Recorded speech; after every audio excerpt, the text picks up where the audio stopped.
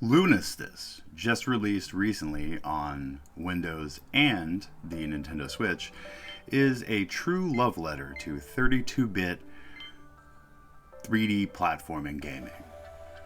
Developed by the one-man team of Grumpy Fox, I am truly amazed at the level selections, and as you'll see in a moment, the beauty of these levels. It brings such nostalgia that it almost can't be described. I saw this morning that it had been released, and when I read up on it, I knew I had to play it. So pictured here is the first level.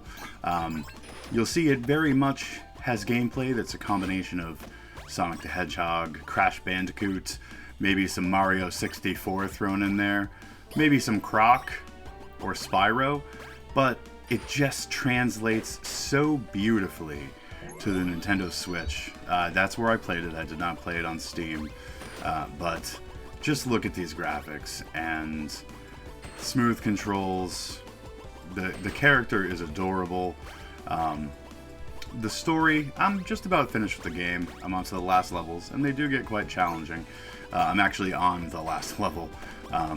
There is 2 zones in each stage, and they get pretty challenging at the end for sure. So, as you can see here, you actually play a little Tanuki girl, but the intro to the game talks about it being some kind of simulation program, and it sounds like a researcher is talking about taking another run of the simulation and trying to get a hold of this doctor woman. So I'm very curious to get to the very end of the game and see exactly what that story comes to. There is supposedly unlockable characters that you can unlock once you have completed the game. I'm very curious to see them as well.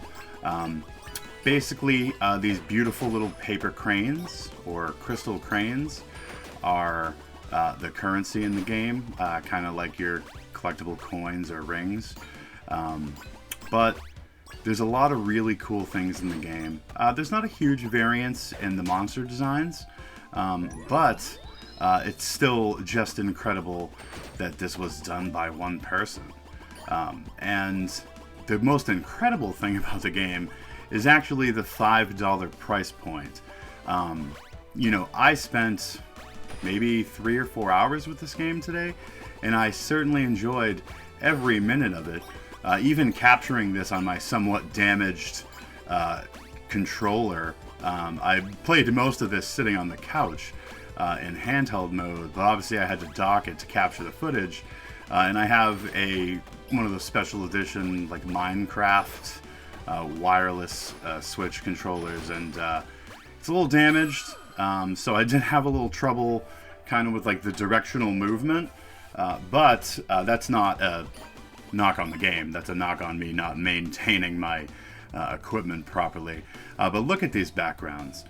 This is just such a throwback, so beautiful. Those shrine gates act as checkpoints, which you will definitely need later on. Like a lot of platformers, the first couple levels are very simple. They're pretty easy to get through, and then it becomes much more difficult. And as you'll see in just a little bit in the next stage, when it gets to the like speedways and like the rail grinds, they get a little challenging. You have to do a lot of rail switching and deciding when you're going to jump off, and it definitely makes for a challenge for sure. You have little mechanics like these bubbles that move you around. And very much like Croc or Crash Bandicoot, there's multiple routes through the stages that offshoot you. It keeps track of your time and how many of the cranes you collect and how many times you die in each stage, giving you a grade from D to S. I've been able to S rank the first couple stages, but some of those final stages, and it may be more of a knock on my chops as a gamer, but I died like multiple times, like 20, 30 times. Luckily, it does not give you a game over. You can continue playing, but you will get a poor rating. But it does let you, basically infinitely continue from those checkpoints. At my skill level, I don't know how I would beat it without it. But as you can see here, there's neat little parts where you go inside water bubbles. And they're short and brief, but it definitely kind of gives a little variance to the gameplay. Well, about to go into another one. I think I die here. Yep, I didn't realize I needed to get on top of those trees. Let's see if I do any better this time. Yeah, look at that. But again, the nostalgia this brings up, it's been a long time. You know, I've played some great games recently. You know, Elden Ring, Xenoblade 3, all those games that are up for Game of the Year. But I honestly can't say that any of them had the impact that this game had on me in the couple hours I had with it today.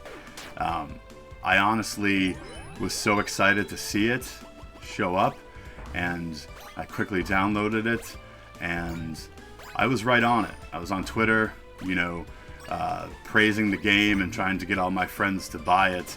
And I hope this review gets out to some people and gets Grumpy Fox some sales here, because he definitely deserves so much for what he's done. This game is really special. And you'll see here, we're getting towards the end of this stage, and I'm barely making it through. And then the next stage is really cool. I don't want to show too much of the final stages, because they get real beautiful, and I don't want to kind of spoil it. But as you can see, that's the kind of ending there. And here we're going to see, this is the amusement park stage. Some of these rail, this is like a water slide type of rail. There's thinner rails later on, but this is just, you know, this is taking you to like Sonic Adventure. You know, this brings you to so many great nostalgic places. It really is. Hell, it's going to be in my Game of the Year video that I'm going to make later, let me tell you that. Guys, $5, support Grumpy Fox. Go buy this right now and enjoy every second of it. And as always, stay creepy.